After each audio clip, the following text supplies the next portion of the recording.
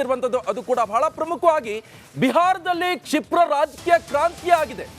ಬಿಹಾರದಲ್ಲಿ ಮತ್ತೆ ಬಿಜೆಪಿ ಹಾಗೆ ಜೆಡಿಯು ಮೈತ್ರಿ ಸರ್ಕಾರ ರಚನೆ ಆಗಲಿದೆ. ರಿಪಬ್ಲಿಕನ್ನಕ್ಕೆ ಉನ್ನತ ಮೂಲಗಳ ಮಾಹಿತಿ ಇದು. ಇನ್ನೇನು ಕೆಲವೇ ಕ್ಷಣಗಳಲ್ಲಿ ನಿತೀಶ್ ಕುಮಾರ್ ರಾಜೀನಾಮೆಯನ್ನು ಕೊಡಲಿದ್ದಾರೆ. ಜನವರಿ 28ಕ್ಕೆ ಹೊಸ ಮೈತ್ರಿ ಸರ್ಕಾರ ರಚನೆ ಕೂಡ ಆಗಲಿದೆ. ಸಾಧ್ಯತೆ ಕೂಡ ಇದರಲ್ಲಿ ಕಂಡು ಬರ್ತಾ ಇರುವಂಥದ್ದು. ಬಿಹಾರದಲ್ಲಿ ಮಹಾಗಠಬಂಧನ್ ಪತನ ಆಗಿರುವಂಥದ್ದು.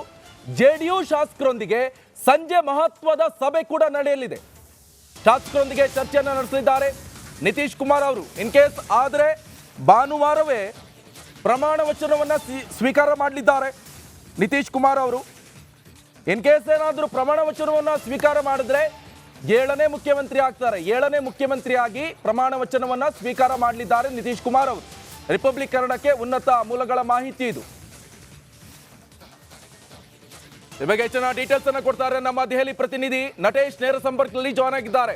ನಟೇಶ್, ಸದ್ಯ ಏನೆಲ್ಲ ಬೆಳವಣಿಗೆ ಆಗ್ತಾ ಇದೆ? ಇನ್ ಕೇಸ್ ಏನಾದರೂ ಭಾನುವಾರವೇ ಇವರು ಮತ್ತೆ ಪ್ರಮಾಣ ವಚನ ಸ್ವೀಕಾರ ಮಾಡಿದ್ರೆ 7ನೇ ಮುಖ್ಯಮಂತ್ರಿ ಆಗ್ತಾರೆ ನಿತೀಶ್ ಕುಮಾರ್.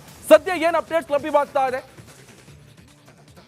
ಎಸ್ ನಿಕೇಶ್, ಈಗ ಲೋಕಸಭಾ ಚುನಾವಣೆ ಹತ್ರ ಆಗ್ತಾ ಇದ್ದಂತೆ ಇಡೀ ರಾಜಕೀಯ ರಂಗದಲ್ಲಿ ಹಲವಾರು ಬದಲಾವಣೆಗಳಾಗ್ತಾ ಇದೆ. ನಿನ್ನೆಯಷ್ಟೇ ಏನು ವೆಸ್ಟ್ ಬೆಂಗಾಲ್ನಲ್ಲಿ ಕೂಡ ಮಹತ್ವದ ಬದಲಾವಣೆಯಾಯಿತು. ಕಾಂಗ್ರೆಸ್ನ ಮಹಾಗಠಬಂಧನದಿಂದ ಏನು ಮಮತಾ ಬ್ಯಾನರ್ಜಿ ಅವರು ಹೊರಬರ್ತಾರೆ. ಅದಾದ ನಂತರದಲ್ಲಿ ಇಂದು ಬಿಹಾರದಲ್ಲಿ ಮಹತ್ವದ ಬದಲಾವಣೆ ಆಗ್ತಾ ಇರ್ತಕ್ಕಂಥದ್ದು. ಬಿಹಾರದಲ್ಲಿ ಜೆಡಿಯು ಮತ್ತು RJD ಏನು ತಮ್ಮ ಸರ್ಕಾರವನ್ನ ರಚನೆ ಮಾಡಿದ್ರು, ಇದೀಗ ಆ ಸರ್ಕಾರ ಪತನಗೊಂಡಿದೆ ಅಂತಾನೆ ಹೇಳ್ಬೋದು. ಮತ್ತೆ ಬಿಜೆಪಿ ಜೊತೆ ಹೊಂದಾಣಿಕೆಯನ್ನ ಮಾಡಿಕೊಂಡಿರ್ತಕ್ಕಂಥದ್ದು. ನಾಳಿದ್ದು ಅಂದ್ರೆ ಭಾನುವಾರ 28ನೇ ತಾರೀಕು ಮತ್ತೆ ನಿತೀಶ್ ಕುಮಾರ್ ಬಿಜೆಪಿಯ ಜೊತೆ ಸೇರಿ ಸರ್ಕಾರವನ್ನ ರಚನೆ ಮಾಡ್ತಾರೆ ಅನ್ನುವಂತಹ ಮಾಹಿತಿಗಳು ಉನ್ನತ ಮೂಲಗಳಿಂದ ಸಿಗ್ತಾ ಇರ್ತಕ್ಕಂಥದ್ದು. ಇದೀಗ ಬಿಜೆಪಿಯ ತೆಕ್ಕೆಗೆ ಬಿಹಾರದ ಒಂದು ಸರ್ಕಾರವನ್ನ ರಚನೆ ಮಾಡ್ಲಿಕ್ಕೆ ಮುಂದಾಗಿದೆ ಅಂತಾನೆ ಹೇಳ್ಬೋದು. ಈಗಾಗಲೇ ಲೋಕಸಭಾ ಚುನಾವಣೆಗೆ ಸಂಬಂಧಪಟ್ಟಂತೆ ಇಡೀ ದೇಶದಲ್ಲೇ ಏನು ಬಿಜೆಪಿ ಸರ್ಕಾರ ತನ್ನ ಅಸ್ತಿತ್ವವನ್ನ ಪಡೆದುಕೊಳ್ಳುವುದಕ್ಕಾಗಿ ಈ ಒಂದು ಮಹತ್ವದ ಕೆಲಸವನ್ನ ಮಾಡ್ತಾ ಇದೆ ಎನ್ನುವಂಥದ್ದು ಸ್ಪಷ್ಟವಾಗ್ತಾ ಇದೆ.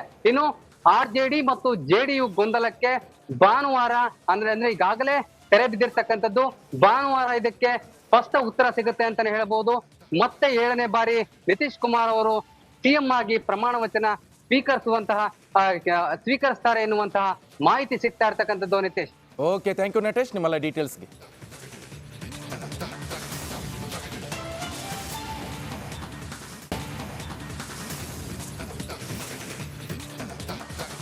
ರಿಪಬ್ಲಿಕ್ ಕನ್ನಡದಲ್ಲಿ ಕನ್ನಡದ ಪದ್ಮ ಇದು. ನನಗೆ ಪದ್ಮಶ್ರೀ ಪ್ರಶಸ್ತಿ ಸಿಕ್ಕಿದ್ದು ನನ್ನ ಪುಣ್ಯ. ಅದು ಚಿಕ್ಕ ಕಲಾವಿದೆಯನ್ನು ಆಯ್ಕೆ ಮಾಡಿದ್ದು ಅದು ನನ್ನ ಪುಣ್ಯ. ರಿಪಬ್ಲಿಕ್ ಕನ್ನಡಕ್ಕೆ ಅನುಪಮ ಹೊಸಕೆರೆ ಹೇಳಿಕೆ ಇದು. ಪದ್ಮಶ್ರೀ ಪ್ರಶಸ್ತಿ ಸಿಗುತ್ತೆ ಅಂತ ನಾನು ಯಾವತ್ತೂ ಕೂಡ ಅಂದ್ಕೊಂಡಿರಲಿಲ್ಲ. ನಿನ್ನೆ ಸಂಜೆ ನನಗೆ ಕಾಲ್ ಬಂತು. ಕಾಲ್ ಮಾಡಿ ತಿಳಿಸಿದಾಗ ಬಹಳ ಖುಷಿ ಆಯಿತು. ಅಯೋಧ್ಯೆ ಶ್ರೀರಾಮನ ಕೃಪೆಯಿಂದ ಅವಾರ್ಡ್ ನನಗೆ ಲಭಿಸಿದೆ. ಕಲಾವಿದೆ ಅನುಪಮ ಹೊಸಕೆರೆಯವರ ಹೇಳಿಕೆ ಇದು. ಪದ್ಮಶ್ರೀ ಪ್ರಶಸ್ತಿ ಸಿಕ್ಕಿದ್ದು ನನ್ನ ಅದೃಷ್ಟ. ಇದು ನನ್ನ ಯಾವ ಜನ್ಮದ ಪುಣ್ಯನೋ ಗೊತ್ತಿಲ್ಲ. ನನಗೆ ಈ ಪ್ರಶಸ್ತಿ ಲಭಿಸಿದ್ದು ಬಹಳ ಪುಣ್ಯ. ಕೆಲವೊಂದು ಕಡೆ ಅಯೋಧ್ಯೆ ಶ್ರೀರಾಮನ ಕೃಪೆಯಿಂದ ನನಗೆ ಈ ಪ್ರಶಸ್ತಿ ಲಭ್ಯವಾಗಿದೆ ಅಂತ ತಮ್ಮ ಮನದಾಳದ ಮಾತನ್ನ ನಿಮ್ಮ ರಿಪಬ್ಲಿಕ್ ಕನ್ನಡ ಜೊತೆ ಹಂಚಿಕೊಂಡಿದ್ದಾರೆ.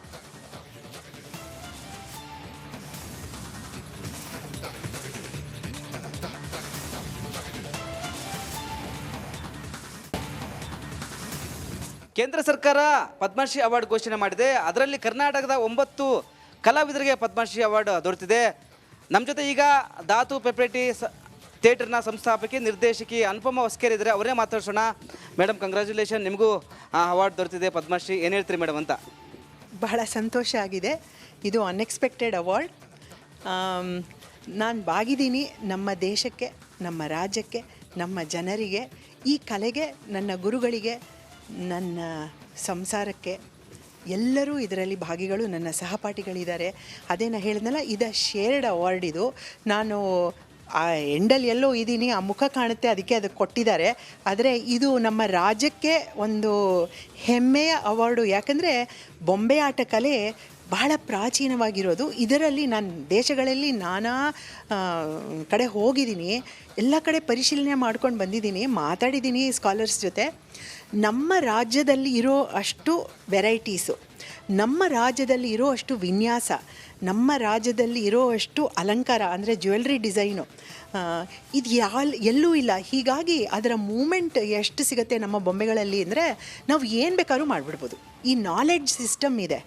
ನನಗೆ ಇದು ಒಂದು ಸುಕೃತ, ಇದನ್ನು ಕಲಿಯೋದು ಒಂದು ಸುಕೃತ. ನನಗಿದೆ ಅಂತ ಗೊತ್ತಿರಲಿಲ್ಲ. ಈ ಒಂಥರ ನನಗೆ ಡಿಸ್ಕವರಿ ಪ್ರಾಸೆಸ್ ಇದು. ಅಯ್ಯೋ ಇನ್ನೂ ಮಾಡ್ಬೋದಲ್ಲ ಅಂತ. ಆಮೇಲೆ ನಮ್ಮ ಸಂಪ್ರದಾಯ ಹಾಗೂ ಒಂದು ಫೋಕ್ ಆರ್ಟ್ ಅಂತೀವಲ್ಲ, ಜನಪದ ಕಲೆ, ಇದು 3 ನಮ್ಮ ಕರ್ನಾಟಕದ ಬೊಂಬೆ ಆಟದಲ್ಲಿ ಮಾತ್ರ ನಿಮಗೆ 3 ಫ್ಲೇವರು ಸಿಗುತ್ತೆ. ಬದುಕಿದೆ, ಚೆನ್ನಾಗಿದೆ, ಇನ್ನಿಷ್ಟು ಎತ್ತರಕ್ಕೆ ಹೋಗ್ಬೋದು, ಏನು ಬೇಕಾದ್ರೂ ಮಾಡ್ಬೋದು. ಮೇಡಮ್, ಇದು ಪದ್ಮಶ್ರೀ ಅವಾರ್ಡ್ ನಿಮಗೆ ಬಂದಿದೆ, ಯಾವಾಗ ಹೀಗೆ ನಿಮ್ಗೆ ಗೊತ್ತಾಯ್ತು ಮೇಡಮ್ ಈ ಒಂದು ವಿಚಾರ ಅಂತ? ಇದು ನಿನ್ನೆ ಒಂದು 4:15 ಹಂಗೆ ಒಂದು ಫೋನ್ ಕಾಲ್ ಬಂತು. ನೀವು ಆ್ಯಕ್ಸೆಪ್ಟ್ ಮಾಡ್ಕೋತೀರಾ ಅಂದರು. ನಾನು ಹಾಂ ಅಂದೆ. ಅದಕ್ಕೆ ಪದ್ಮಶ್ರೀ ಕೊಡ್ತಾಯಿದ್ವಿ, ಆ್ಯಕ್ಸೆಪ್ಟ್ ಮಾಡ್ಕೋತೀರಾ ಅಂದರು. ನಾನು ಎಸ್ ಶ್ಯೂರ್ ಅಂದೆ. ನನಗೆ ನಿಜವಾಗ್ಲೂ ಸೀರಿಯಸ್ ಅಂತ ಅಂದ್ಕೊಳ್ಳಿಲ್ಲ. ಆಮೇಲೆ ಅವ್ರು ಹೇಳಿದ್ರು ಕಂಗ್ರ್ಯಾಚುಲೇಷನ್ಸ್, ಅಫಿಷಿಯಲ್ ನ್ಯೂಸ್ ಬರೋ ತನಕ ಸುಮ್ಮನಿರಿ ಅಂದರು. ಸುಮ್ಮನಿದ್ದೆ ಒಂದು 4 ಅವರ್ಸು. ಆಮೇಲೆ ನಡೀರಿ ಮಲ್ಕೊಳ್ಳೋಣ, ಏನೋ ಗೊತ್ತಿಲ್ಲ ಅಂತ ಹೇಳ್ತಾ ಇದ್ದೆ ಮನೇಲಿ ಎಲ್ಲರಿಗೂ. ಆಮೇಲೆ ನನ್ನ ಚಿಕ್ಕ ಮಗಳು ವೆಬ್ಸೈಟಲ್ಲಿ ನೋಡಿ ಒಂದು 10:55 ಅಲ್ಲಿ ಬಂತು, ಅಪ್ಲೋಡ್ ಆಯಿತು. ಸೈಡ್ ಅಮ್ಮ ನಿಮ್ಮ ಹೆಸರು ಇದೆ ಅಲ್ಲಿ ಅಂತ. ನನ್ನ ತಲೆ ಬಾಗಿದೆ. ನನಗೆ ತುಂಬ ಒಂದು ಗ್ರ್ಯಾಟಿಟ್ಯೂಡ್. ಇನ್ನಿಷ್ಟು ಕೆಲಸ ಮಾಡಬೇಕು. ನಮ್ಮ ಇಷ್ಟು ಸುಂದರವಾದ ಕಲೆ ನಮ್ಮ ಹುಚ್ಚಿರೋದು ಬಿಕಾಸ್ ಅದರ ಸೌಂದರ್ಯ, ಅದರಲ್ಲಿರೋ ಒಂದು ವಿದ್ಯೆ, ಇದು ನಮ್ಮ ಜನಕ್ಕೆ ಬೇಕಾಗಿದೆ. ಇದು ನಮ್ಮದು, ನಾವು ಅದನ್ನು ಕಾಪಾಡಬೇಕು. ಇನ್ನೊಂದು ಸ್ವಲ್ಪ ಕಾಪಾಡಮ್ಮ ಅಂತ ಅವಾರ್ಡ್ ಕೊಟ್ಟಿದ್ದಾರೆ. ಇನ್ನೊಂದಿಷ್ಟು ಜನಕ್ಕೆ ಕೊಡಬೇಕು. ಯಾರ್ಯಾರು ಬರ್ತಾರೋ ಬರಲಿ, ನಾವು ತಯಾರಿ ನಿಮಗೆಲ್ಲ ಹೇಳ್ಕೊಡೋಕ್ಕೆ ಬೊಂಬೆ ಆಟವನ್ನು. ನಮಸ್ಕಾರ. ಇದಿಷ್ಟು ಅನುಪಮ ಹೊಸಕೆರೆಯವರ ಮಾತಾಗಿತ್ತು. ಕ್ಯಾಮ್ರಾ